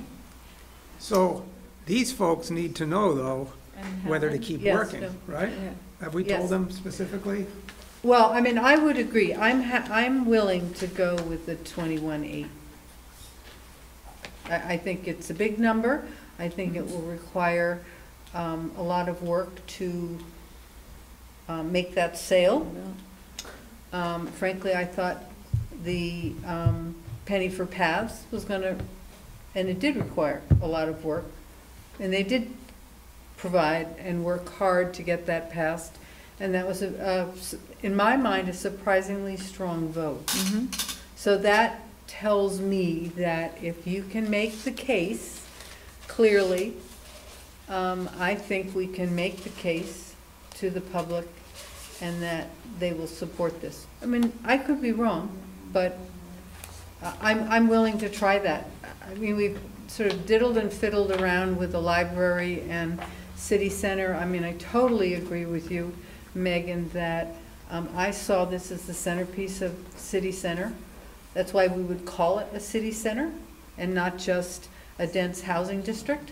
Right. Because if we don't have city center or library, then that's what it is. It's just a 5-story Apartment complex. apartment complex on expensive land across from the U-Mall. Right. Versus really with a nice little park that we just cut the ribbon to. So, you know, I'm willing to go out on a limb. I mean, I've been defeated before on issues, but we won't get it unless we ask, but it will require significant conversations and, you know, good materials and really being able to talk through the points and engage the public in a. Well, what I did after Monday night's meeting is went and talked to not hundreds of people certainly, but some people based on the amount the taxes would go up to cover that reserve fund that we would have to increase. And so just like the pennies for PAS, where it's $30 a year on average, right? I said, where's your, you know, where's the pinch point? And people I talked to, they've said between 30 and 100 per year. Okay. So.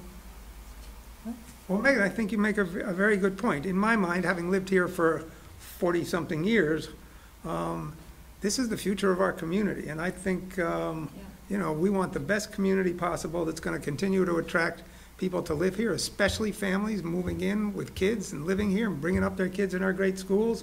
And this is really going to be a critical piece of the future of South Burlington. Yeah. And I think it's essential, and and I think we can explain that to people and pull it off. And I think we need to. Right. So that's.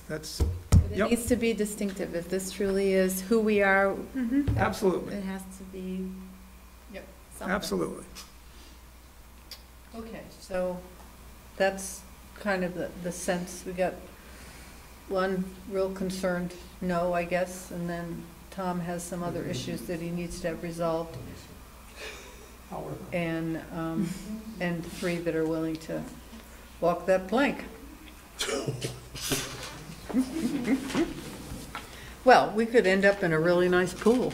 No pools. No pool. Or shark-infested water.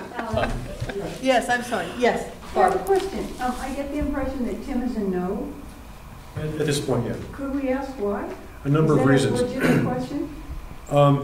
So I don't know if I want to go into it in detail tonight, but I'll just say that it's too much money. We already have a city hall. We don't need a new city hall. If I were a voter and been told we're going to get you a new city hall, why do you need a new city hall? But if you exclude the city hall, the MOU falls apart with the school, basically, right? So the point is, we need a new library, and I duly recognize it and have for years, all right? You are out of the school in your own space now, which is an advantage. You may not be in the best location ever, but it's sort of better than where you were before, okay? Spending $20 million for a library, plus City Hall, plus, you know, senior center, is a huge amount of money, and not to be taken lightly. No. It's a long-term bond. Just because you can spend the money doesn't mean that you should. And fourth, I don't think that really is the best location for the library. And we can look at other libraries around Chittenden County, and you can say, but Burlington is right downtown. Well, theirs was built in 1908 or whatever it was, right? And they built a nice addition on the end because they needed that, because they were growing, right? We don't have a spot yet. City Center, to me, and we can argue back and forth about whether that will act as an anchor or not, bring business into City Center or not, or define it as City Center or not. To me, it's a library. Wherever you build it, people are going to go there. And I think there should be somewhere where it has more natural space immediately adjacent to it in a vision that's a little bit bigger than just library. All right, so there has got to be other land in this city that is less expensive, that we may own ourselves, all right, that would present a much nicer, cheaper opportunity and fulfill our needs. I just don't, I think there's too much complexity with the school board MOU and then having to swap this place out and then duplicate capacity that you already have. I can't sell that to a voter. If you said, we're going to build a library, you know, up near Oak Creek or something like that, let's just, you know, say, and it's going to be freestanding, and it's going to be one of a kind by itself, and it was, let's say it was $10 million, right? Then I would say, that sounds like a great idea. You may argue about the location. It's not on the bus line. It's not in City Center, whatever, okay? But when you present that to somebody and you say, and it's going to be like this, right? That's easier for them to swallow. You know, when you say 20, 30 years, $6 to $10 million, whatever it is, When we presented the idea of building a brand-new police station for $6 million at the Wheeler property, right, the voters turned it down flatly for a number of reasons, but one of which I think is they didn't want to spend $6 million on a police facility on prime land like that. They spent more. No, they actually spent less they spent less. Right? I don't think so. I think it was 7 to 8 million, wasn't it? But the point is, right, that they didn't feel like, I think they wanted to turn that land over to that type of function. Now, if you were to say you wanted to put a library there, you know, then that could be a different conversation, but that's not what I'm suggesting. I'm just saying that there's got to be other land in this city that's cheaper, that presents a better scenario for how to build this and sell it to the public. That's what I'm saying. So. I guess I would just really argue that when you look at the other communities in Chittenden County that are similar to ours, not Burlington, but Williston, Shelburne, Essex, I don't know where Milton's library is, but those three communities, their libraries are in the center of their town. And they happen to have a center of a town already created, but they're often adjacent to the city office buildings. Because they already had the land, right? In most cases. No, it's how the community evolved, but I think there was a reasoning behind having the library, which is a public building, in the center of town, because that was a little easier to get to for lots of people, and it was a gathering place and a community place, so it created that sense of community, which is really what this community is struggling with. We have lots of different distinct neighborhoods that act as communities, but then we don't have a center, and that's what we're looking for. And I just think, Tim, it's critical, even though the land is expensive. You know, I think the positive aspect of having that centralized is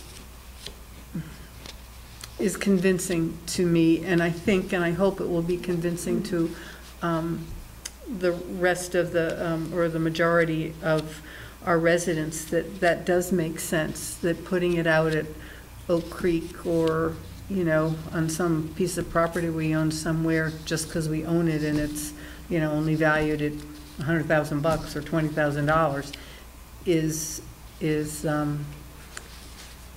good planning, good long-term planning. I don't think it is.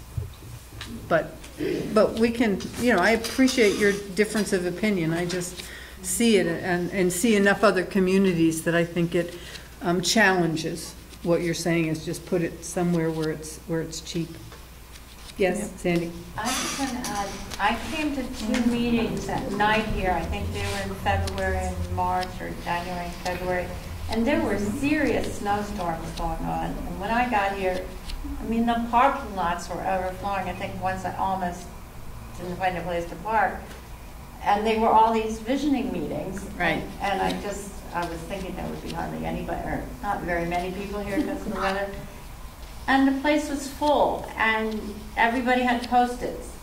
I don't think there was a single person who ever said, this is not the right place for library. I mean, the enthusiasm and the Couple asked about excitement. cost, but not the place, yeah. Yeah, I never heard anybody say, oh, no, this shouldn't be in city center. I mean, there's just been a lot generated about this location, not just the library, because we need a library, but there's been a lot of focus on the location. And did you raise it in any of those meetings? That was the location that had been selected for the purpose of that meeting. There was no other location to propose. But it was a visioning meeting. For the interior and the exterior of the building. Well, there was one public meeting where somebody raised the issue of using Wheeler Farm, and they thought that was the perfect place to put a building, but the majority in that room really pushed back. For what it's worth, But- I've raised concerns about a new city hall since I heard this proposed 10, 12 months ago. So I've been a little consistent there. Yeah, I will just say regarding time, how it's been nearly 30 years that the city's been trying to put the city center together. And here we are on the cusp, and it's normal to be a little nervous. This is a big jump, but I think we have to trust that we have at least 2-3 generations who have been working toward this moment behind us.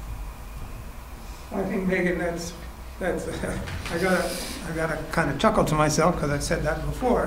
When we rebuilt Dorset Street back in the late 1980s, it was with the vision that that was going to be the first piece of a city center project, and it was basically going to be where we're talking about. And at that point, we said we're going to have it done by 2000.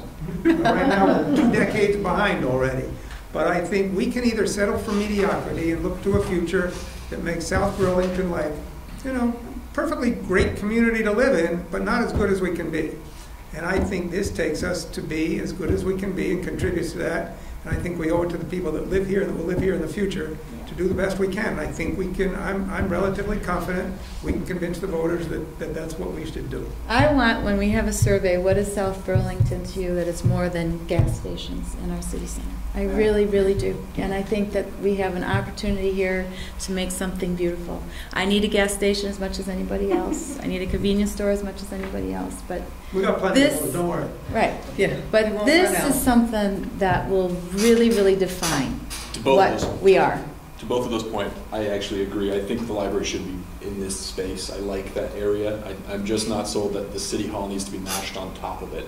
In my mind, 50 years from now, 100 years from now, I would love a South Burlington that might have a city hall across the street, or a separate building, so a courtyard with an open space where people can congregate outside.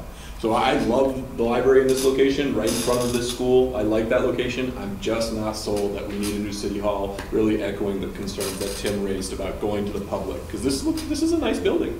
I think it looks nice. We're maximizing, though, the use of this land. If we were to build a 2-story building and then 50 years later build another 2-story building across the street, that's expensive land for a 2-story building. Well, maximize, then we should put the parking garage underneath and add this, another 2 or 3 million to this. That would maximize. You truly want to maximize the use of the land. Well, we did have the conversation, though, that was your vision. The city hall, a library, space in the middle, and a rec.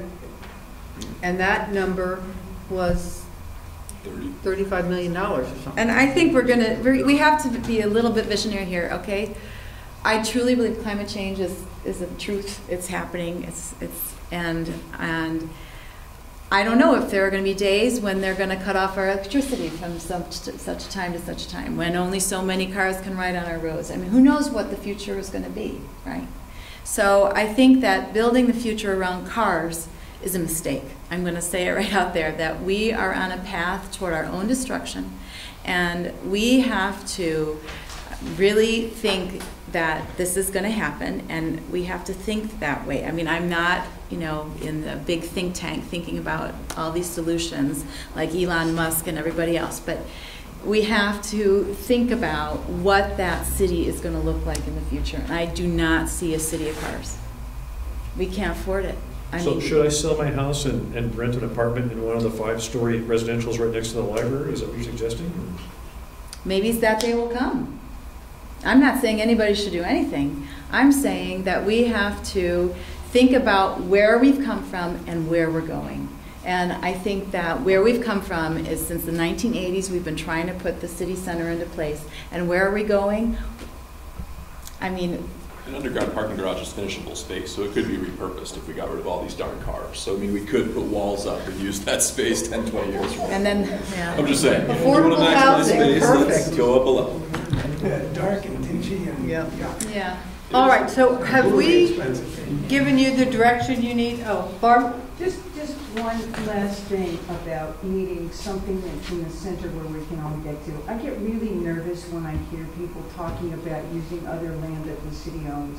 I think about what happened on Kennedy Drive with O'Brien Farms, and we lost all of the trees in that area. I made an impassioned plea to the DRB, and I will make it to the Planning Commission about what a sacrilege that is.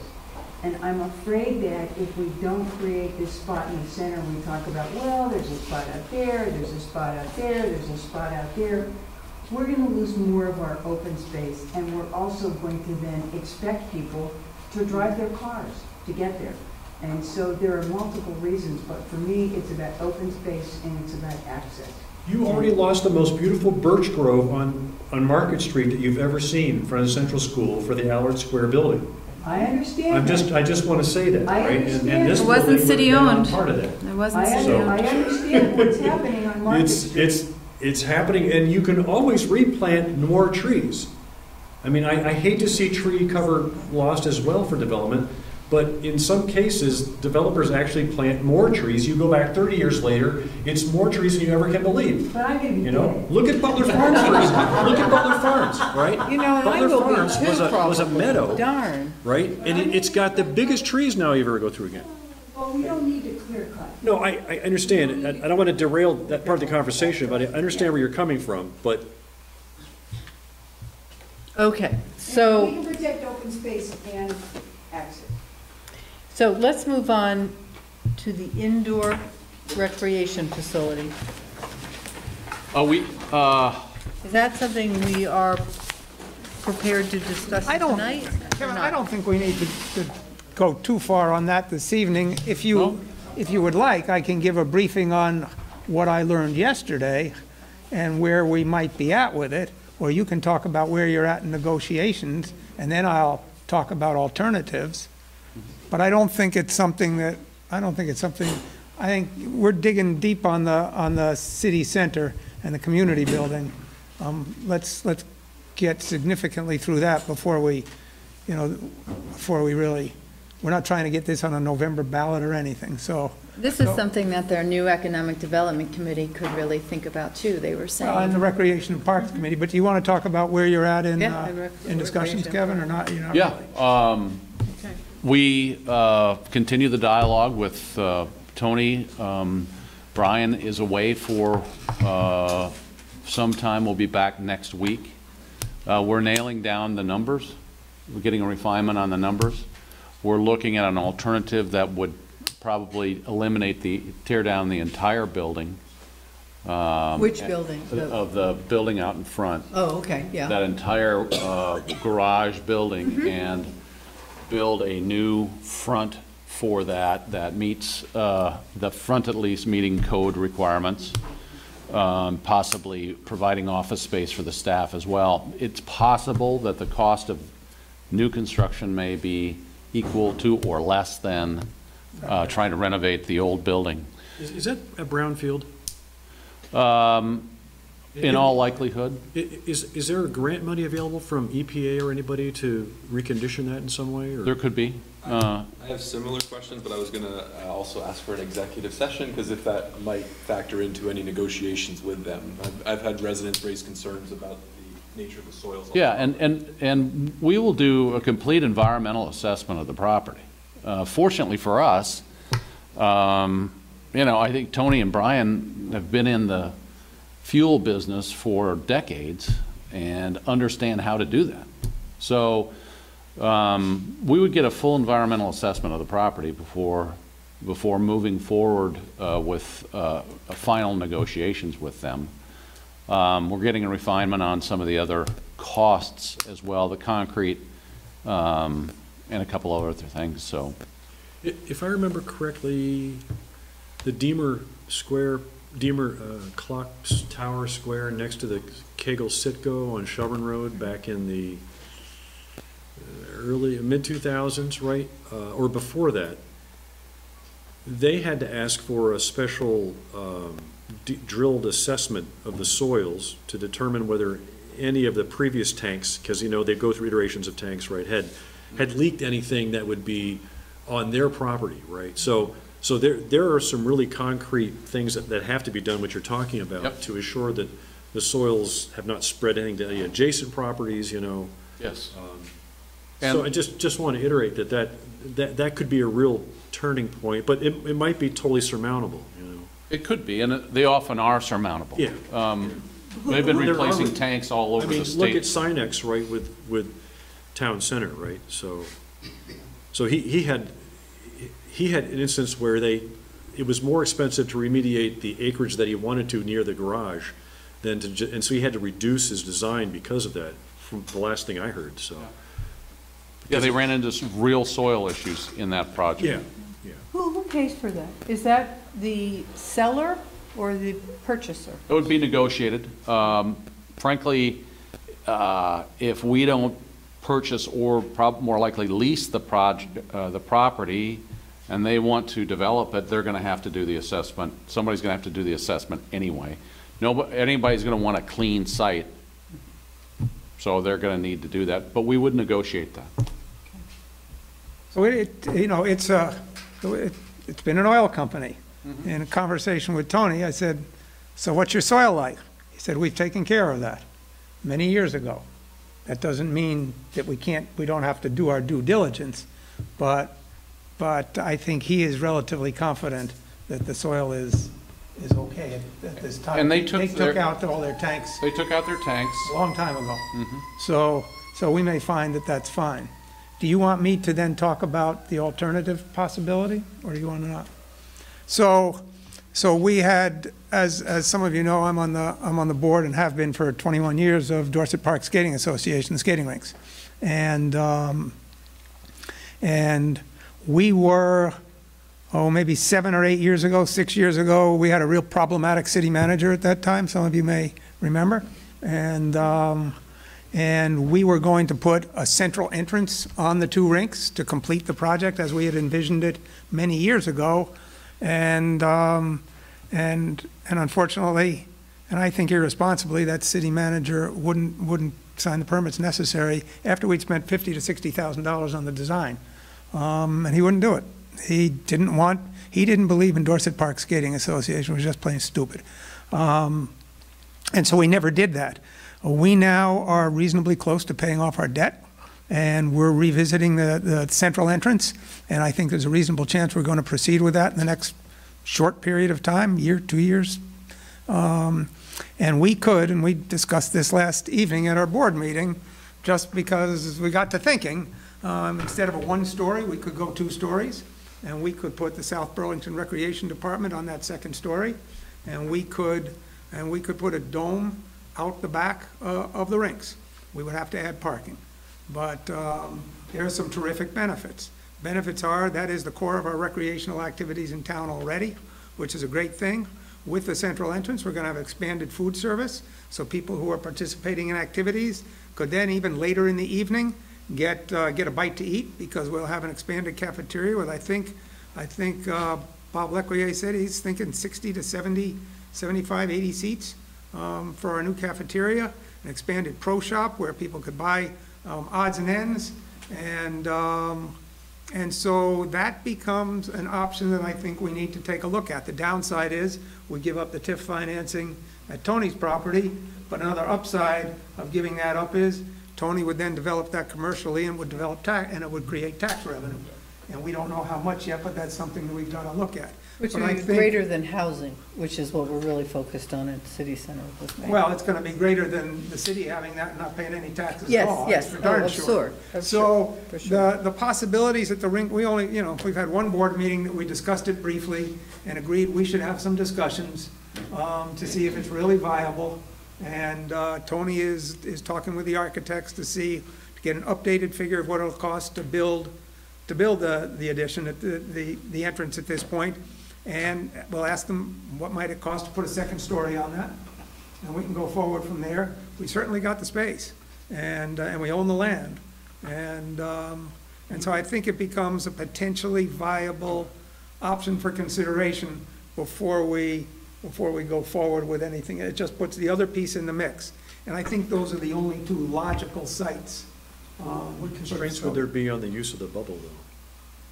What do you mean constraints? Well, would the bubble be the rec departments only, or would it have to be shared? No, I think our very, very, very preliminary discussion would be that the 2nd floor of the entryway would be leased space from Dorset Park Skating Association, and the dome would be would be developed and owned by the city of South Burlington. Okay, just. Not Dorset Park Skating Association, and indeed would encompass all the things, exactly what we're talking about, just in a different place.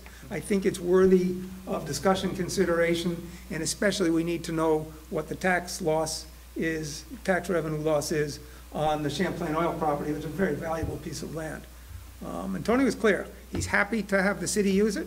He hates domes, especially on Dorset Street, but as you pointed out, it won't really be that visible from the street. I'm not sure how. But if that's what we want to do, he's happy to work with us. And if that's not what we want to do, he's going to develop commercially. He's perfectly happy to do that too. So. And we have enough room for extra parking? Well, I don't know the regulations on that. Paul just walked in. Can we put more parking in, can we put more parking in Veterans Memorial Park? Can we expand our parking there? At Veterans Memorial, yes. There's a lot of land. So. Well, that's a Holly Reese question about whether there's a lot of land. Yeah, because we have fields, we have playing fields. If we put a dome in, we'd have to put extra parking in.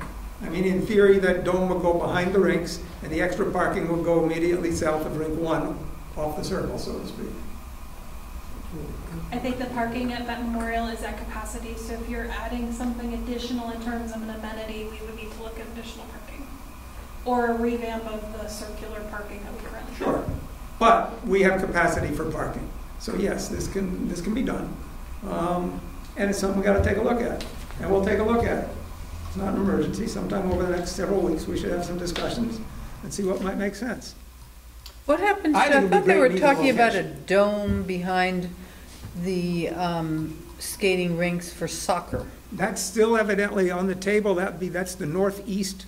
That's the northeast Oh, corner. so that just goes. That's the northeast of the solar array, so to speak. East of the solar array and slightly north. It's back there. Oh. And to quote somebody on our board yesterday, they've been messing around with that for 2 years and it hasn't gone anywhere. We're not thinking about it at the moment. If somebody decides, you know. Well, there's a private, toward that end, there is a private group that is interested in the same type of arrangement with the city as the rinks, which is the city provides the land and the private group fundraises for a dome over the soccer field. So it would be a full-size soccer field under the dome. And So there's space privately. for it there. Yeah. So that's a possibility too. I think the great thing is we've got lots of possibilities and options and we'll explore them all and do what's best. But I think we are committed to indoor recreation space as soon as possible. Right? Or it'll become a convertible. So that's the update on that. Okay. It's all good. Well, there's a lot of things to chew on, swirl around, cook up. How about the energy required to blow that thing up? Well, it depends how many of us blow into it, for God's sake. A lot of hot air, right? I know. All I know is that the height, the technology is better than it's ever been before. I know nothing else. Changed dramatically in recent years. But the domes have been around in a lot of parts of the country for over 40 years. They're just not in New England, but in northern climates, very much so. Just not in the refined formats that are much more energy efficient, safer, more practical, et cetera. These days. They're multiple The original were layers. over tennis courts. We had one down at Mount Snow many, many years ago. Every time we had a heavy snow, the darn thing collapsed. You know, that doesn't happen anymore. I want to see that. But they're significantly less expensive than a clear span. Well, you had a printout, didn't you send it to us that had like the cost of the dome and the cost of. But I want to see the going, how much energy are we using? Oh, Yes. Steve. Within the past few years, somebody had approached us with the same manufacturer about doing a different type of project using a dome. When we pushed on how they were meeting the energy code and the equipment that they would be needed, you quickly saw the price rise. Yes. And eventually they said, well, we actually can't meet the code. Yes. So I would just encourage due diligence on the code portion. That's my big concern. Yeah. The R factor is, I think the best I saw was 5 for the dome part. Good thing it's warming up, huh? Exactly. You might have asked about cooling, but you can't build a heating. Well, how do you cool it? I mean, they cancel classes at the Edge because it's not air conditioned. They did last week. At the, in the, This has air conditioning and The heating. exercise room. The It's not air exercise room? conditioned. Oh. It's not air conditioned. yeah, those fans only And do you so have much. to, with this Okay. climate change, you have to have air conditioning.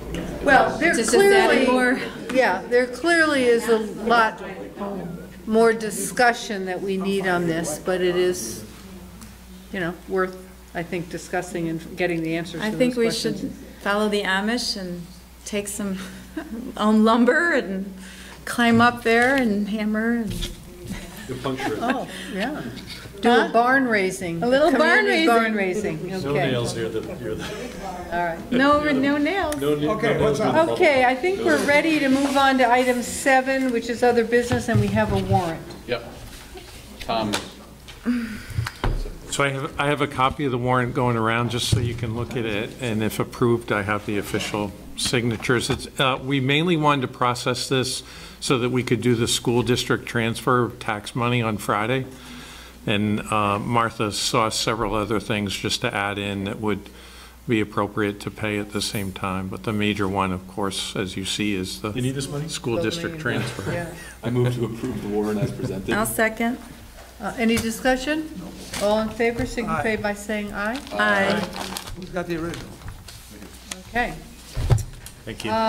We now have a possible executive session to discuss the negotiating or securing of real estate purchase or lease options with Kevin and Tom and Paul. Can I add to it, to a couple of questions pertaining to both the library purchase and sale agreement and also the recreation center discussions? those are both real estate related issues and therefore eligible for executive session. Okay. So I move that we go into executive session to discuss the negotiating or securing a real estate purchase or lease options, and bringing in with us Kevin, Tom, and Paul. I'll second. And we have no anticipated action coming out, correct? We do not. Okay. All in favor? Aye. Good enough. So we will adjourn to executive session. Thanks, Charlie. We're good. Thank you, Charlie. And thank you, the rest of the audience. Well, those were additional. Yes, it was a really good plan. So I think the design folks have some good Yeah, guidance. I probably did screw it up with the school board, but at this point, I don't think it matters. I gotta tell you. Were they to do it on the ballot? Is that what they're voting tonight, or to Yes, they approve needed the to do MOU? the ballot, and they wanted both of them. So I think that's why, because we didn't have a dollar figure. Okay. And they. She was very quick to say, oh, we have to revise our, it's like, wait, where is this coming from? Everything is, I think all you were looking for Was from them is a very simple request that, yes, we'd like to have this building. It should be part of the greater value proposition of the whole question. I can't believe that our partners in government can't sit here before the public and make a clear statement. Thank you for offering us this fine office building that will meet our needs at $10 a year. Well, we kind of I pulled think it they're out. doing us a favor too, right? So- Oh, of course, but it'd be nice to see that reciprocated. Pardon me? Yeah.